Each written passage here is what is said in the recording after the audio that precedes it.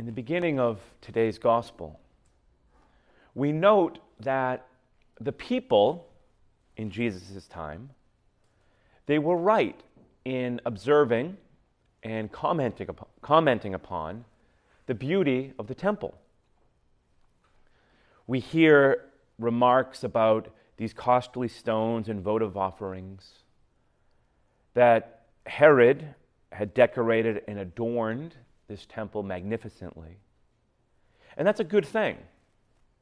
You know, much of this adornment certainly was the fruit of sacrifice, of effort, of artisans, of those, perhaps many, who desired to produce something beautiful for God. And in a similar way, we're all invited, you and I, to consider our own lives and the adornments therein and the offerings. You know, this is a Thanksgiving week, just a natural time each year to reflect on what has happened. It's certainly been a difficult and challenging one, but we can recognize the good things in our life as we give thanks, not generally, but with specificity for the blessings that have been mine and yours this year. And those too, like the jewels and the stones and the offerings, are a good thing, and it's important to consider. But Jesus in the gospel, he goes on, shockingly really, to remark about the temple. All that you see here, the days will come when there will not be left a stone upon another stone that will not be thrown down. It's remarkable, it's harsh, it's striking, but we recognize the one saying it, Jesus, tells us and reminds us that though this temple may fail, though stone may not be left upon another stone, that he is with us. That the true and eternal temple is here in Jesus. That though stone be not upon another stone, there is no end, because Jesus is alive and present. He is speaking to them, and he speaks to us today, to you and to me.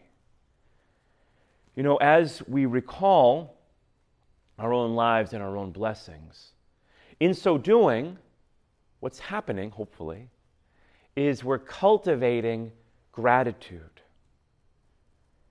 And what gratitude does to us, to me and to you, is it helps us look beyond ourselves. We don't merely congratulate in a kind of prideful way all that I have done in my accomplishments, though they can be good. But we look beyond. We see the one who gives us these gifts.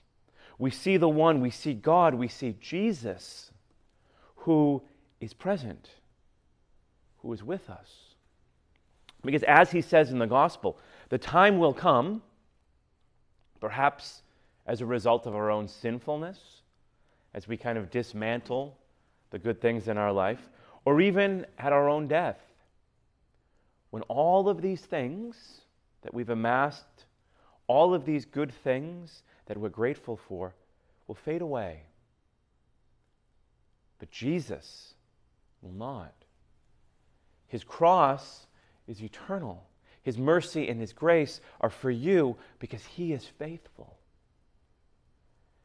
And as Jesus was desiring for the people here in today's gospel to recognize, though the temple is good and beautiful and important, and the adornments are remarkable, they all will fade away, but he will not.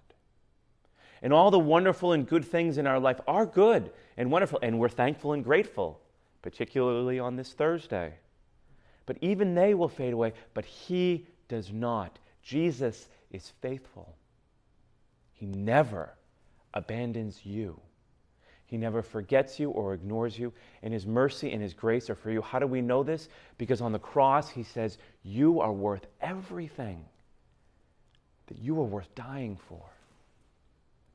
Whether you believe it or not, it doesn't matter.